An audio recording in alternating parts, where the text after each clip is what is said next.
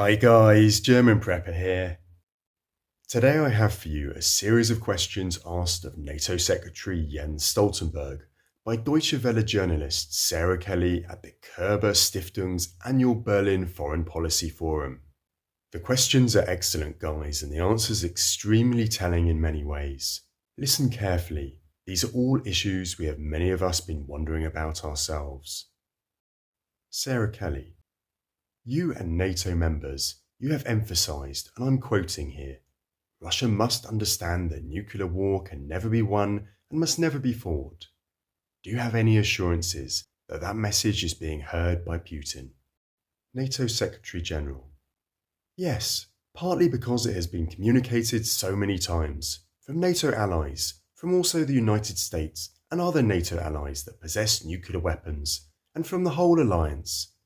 And actually, this is also something that Russia has subscribed to. So this is a well-known message. But of course, we have to make it. We have to repeat that message, because the nuclear rhetoric coming from Moscow, from President Putin, is dangerous, is reckless. And if we have to take this threat seriously, even though the risk, the likelihood of an attack is low, the impact is so big, the risk is something we have to take seriously. Sarah Kelly. You've warned of severe consequences, such as? NATO Secretary General. We will never go into the exact way we will respond, partly because that will depend so much on the kind of attack, circumstances, the context, but also because we will never give a potential adversary the privilege of knowing exactly how we will respond.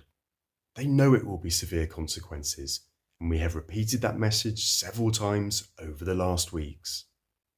Sarah Kelly. But do all 13 NATO allies agree on what the response should be? NATO Secretary General.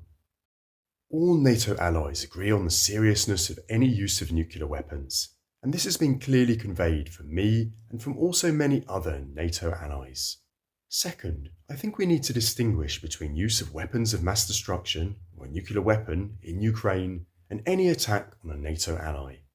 An attack on a NATO ally will of course trigger Article 5, our collective defence clause, and to ensure that there is no room for miscalculation, for misunderstanding in Moscow about that, we have increased our military presence in the eastern part of the alliance, increased the readiness of our forces to make sure that an attack on a NATO ally will of course trigger a response from the whole alliance. And we do that not to provoke a conflict, but to prevent a conflict, to preserve peace. And that's fundamentally the same as NATO has done for more than 70 years, faced a nuclear threat or a challenge from the Soviet Union and Russia. Sarah Kelly. Here's the response from Moscow. Putin's ally Dmitry Medvedev says that he thinks the NATO military alliance would not risk a nuclear war and directly enter the Ukraine war, even if Moscow struck Ukraine with nuclear weapons. Is he right? NATO Secretary General. He is not right, because what we have stated clearly is that there will be severe consequences, but we have not lined out or gone into details of what kind of consequences there will be, and of course we have many ways to respond, and that's exactly what we have communicated. Sarah Kelly.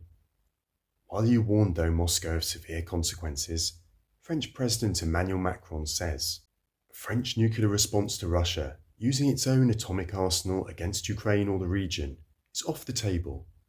That statement wasn't very helpful for your deterrence, was it? NATO Secretary General. But we have different ways of reacting. It doesn't have to be any use of nuclear weapons. What we have stated again and again is that the circumstances in which NATO would consider the use of a nuclear weapon remains very remote. But that doesn't take away the possibility of NATO to respond, NATO allies to respond if there is a use of nuclear weapons by Russia against Ukraine. And again, if there is any attack against a NATO ally, we have the whole alliance and Article 5 of our collective defence clause, and the purpose of that is to prevent that from happening. Sarah Kelly. Russia says that Western state support of Ukraine, you've mentioned that NATO members are sending to Ukraine, help make them a direct party to the conflict. With NATO members supplying the majority of support, isn't it going to be difficult for members to not be seen as a direct party? NATO Secretary General. No, Because we are not party to the conflict, meaning that we don't have forces on the ground, we don't participate in the fighting. But what we do is that we provide support to Ukraine. Ukraine has the right for self-defense. This is a right which is enshrined in the UN Treaty. Every nation has the right to defend themselves against a war of aggression, a brutal attack, as we have seen against Ukraine. And NATO allies are helping Ukraine to uphold that right for self-defense, but that doesn't make us party to the conflict.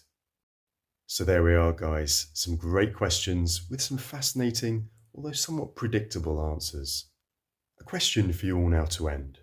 Do you agree with the NATO Secretary General that NATO is not party to the Ukraine conflict and has no intention to be unless provoked? As always, looking forward to reading your answers. Keep prepping, guys. Cheers for now.